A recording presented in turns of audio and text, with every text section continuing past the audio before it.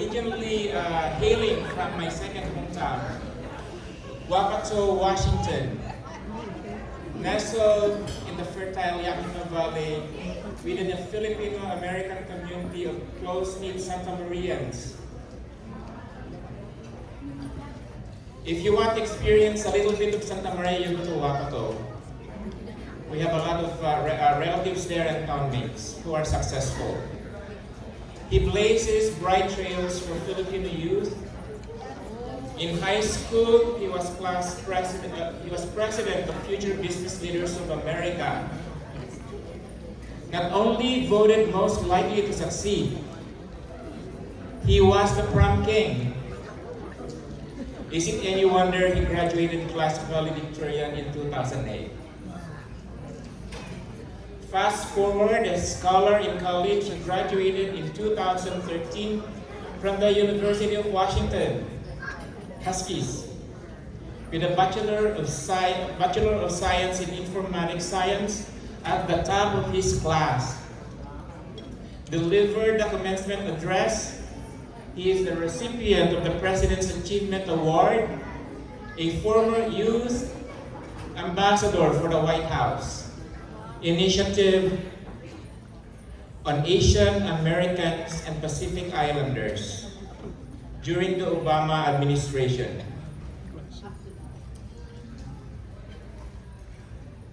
Okay, I lost my, okay. He completed his doctorate in Information Science and Technology at Syracuse University in 2019, where he served as a founding advisor for the Filipino Student Association. He serves on the advisory board for the Center for Filipino-American Health. He is currently a lead researcher at eBay and owner of his own consultancy.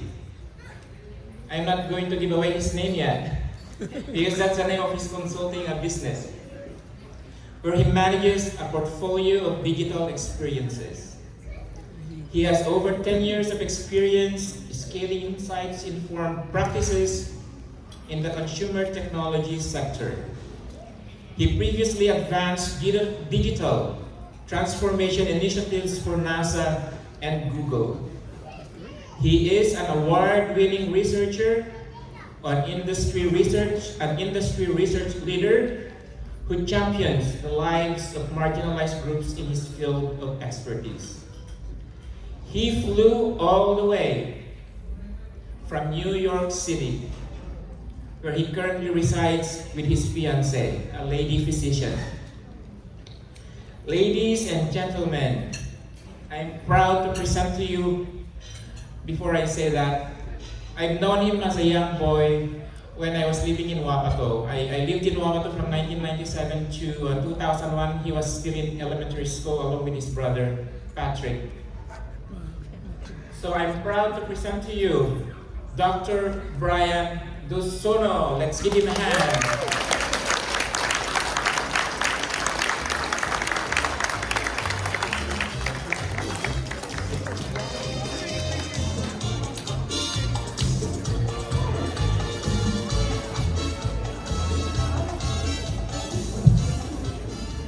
All right, thank you, Uncle, for that really warm introduction. It is an honor to be standing here with everyone today. I look in the crowd, I see a lot of awesome potential, a lot of great leaders, and folks that really make Santa Maria so proud. I went to the Philippines for the first time in 25 years this past February. The last time I was there, I was only 8 years old. I was probably only this tall, and I was there because I was a ring bearer for my Manong Dennis's wedding. And after lockdown, I really wanted to make sure that I at least had some semblance of where I came from and where my parents grew up. I'm in this process of trying to collect oral histories while our relatives are still alive. I think that's profoundly important. Thank you. I'm gonna first share with you a couple of my fun memories that I've been able to take on for 2 weeks in the Philippines. I'm gonna sit here with the awesome Brandon, who'll be advancing the deck. And then I'm gonna have a message that I really want to leave on for the next generation of SMESA leaders. So I really wanna focus this talk today on what it means to lead with flavor, especially Sinulao for the soul. So, next slide, Brandon. I was able to really create really interesting recreation photos. So what you'll see here on the left is what my experience was with my younger brother. Right here, he's a captain in the Marines right now, and my younger sister, Beverly. And 25 years ago, going across the ocean to go to my parents' hometown was something that I just really did not yet have the means to comprehend. And now that I've been able to go back this past February, I've really learned a lot. Next slide. I've been able to see where my parents have grown up and really see how they've been able to transverse a number of different lands to get to America has been something that has been very inspiring to me. Next slide. So I got to go back to Suso Beach where my mom loved to swim and the waters are still just as refreshing. Next slide.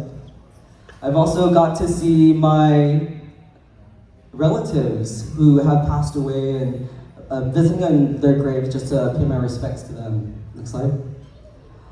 And even when I was able to relax with some of my new cousins and now nieces and nephews in Tangawan and Tinaan, had a really fun time just recreating that with my siblings too. Next slide. Even when we're either going to Baguio City, next slide, or Vigan City, I think it's just really important to make sure that you keep your family grounded together.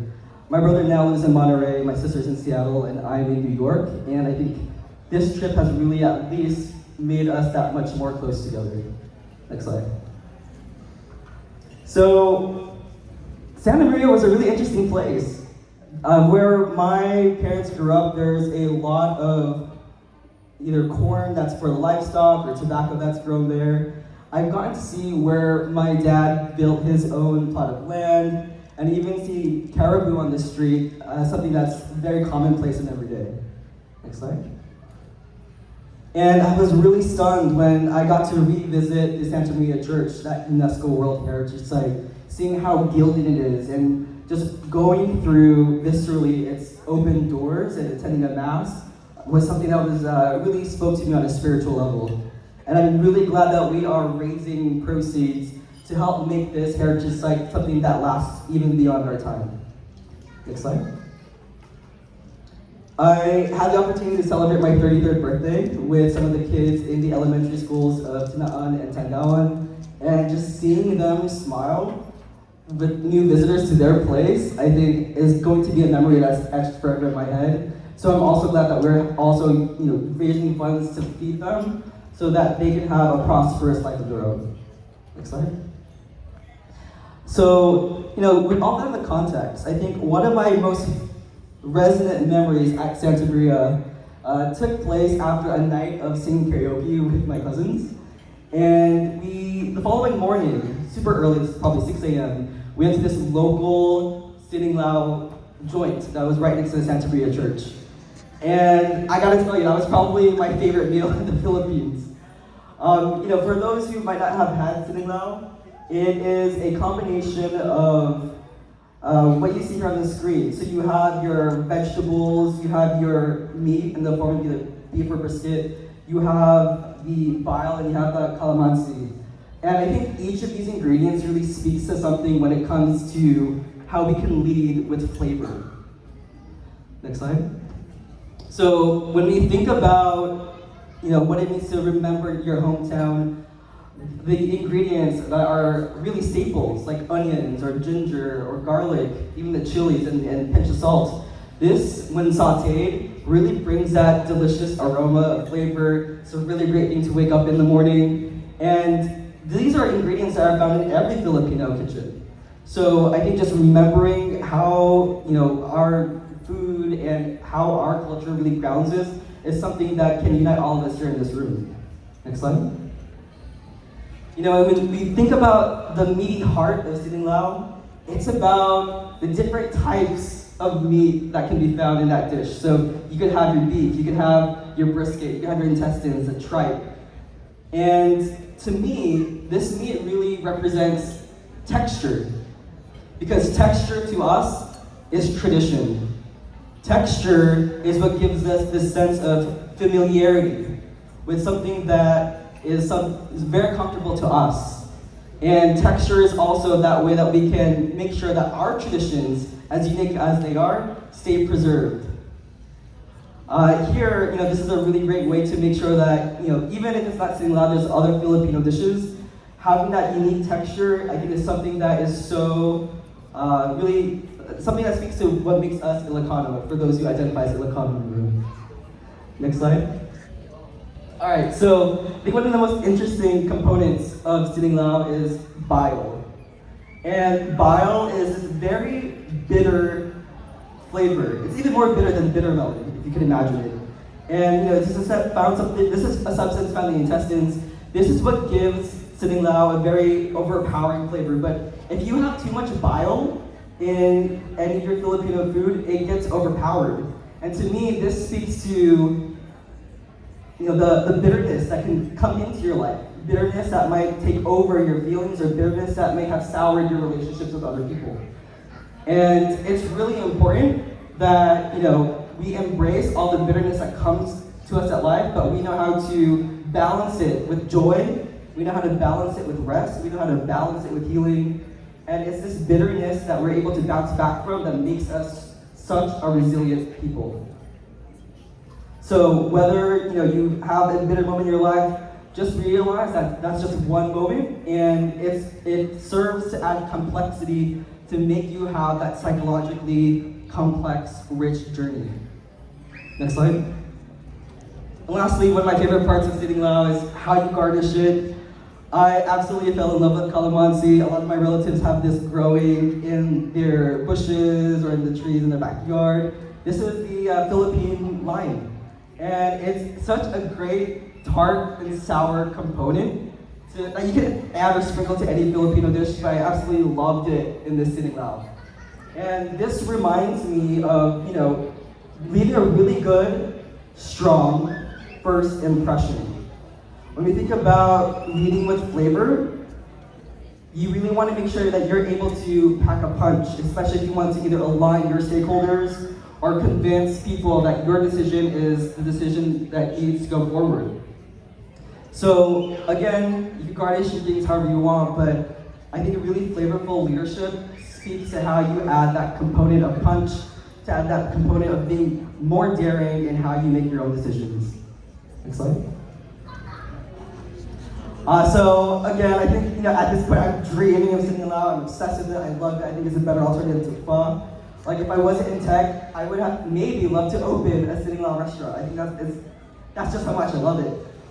So if you ever come across a Filipino restaurant, highly encourage you to try this out, or try cooking yourself, or have your parents or your grandparents make a hearty bowl for you, because it has all the essential ingredients that you need for a complex dish. And it's a dish that's really rooted in humility, it's rooted in resilience, it's rooted in culture, and it's rooted in really bold flavors. Next slide. So the TLDR is this. Those who want to lead with flavor, just remember that seasoned leadership is one that blends humility, culture, resilience, and a dash of boldness. That, I feel, is a really great way for Ilocano folks and for those from Santa Maria to keep our legacy moving forward, to make sure that our narratives are not erased, and to make sure that we can have the next generation cognizant and aware of our traditions. All right, next slide. So I really want to thank you all, and I hope that you all have an amazing rest of your night. If there's anything that has resonated with you in this speech, I really hope that you bring that back to either your parents or your relatives who were not able to make it here today. I think this is an amazing, noble cause, and all of you are doing really great work to keep our traditions alive. Thank you again for this opportunity. Maraming salamat po. Jose Aguina, thank you so much.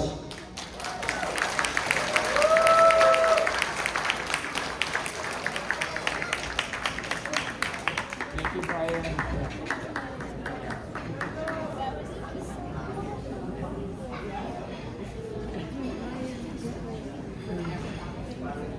Okay, we'll go ahead and we have one more guest speaker